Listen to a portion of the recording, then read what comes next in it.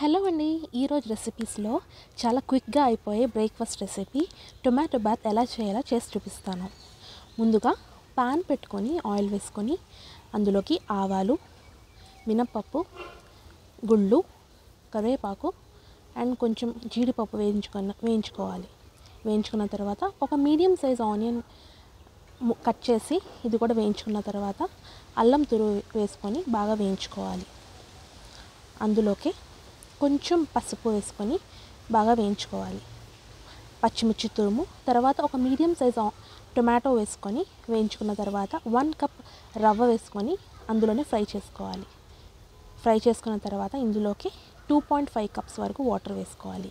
కొలతలు వచ్చి 1 కప్ రవ్వకి 2.5 కప్పుల వరకు వాటర్ వేసుకోవాలి. హాట్ వాటర్ మాత్రమే వేసుకోండి, అప్పుడు టేస్ట్ బాగా వస్తుంది. టేస్ట్కి సరిపడా ఉప్పు వేసుకొని ఒక 5 to 10 minutes మగ్గిస్తే మనకి ఎంతో ఈజీ అయిన టొమాటో బాత్ అనేది రెడీ అవుతుందన్నమాట. 5 minutes తర్వాత కొత్తిమీరతో గార్నిష్ చేసుకోండి. చాలా ఈజీ రెసిపీ అండి, సేమ్ హోటల్ స్టైల్ లానే ఉంటుంది.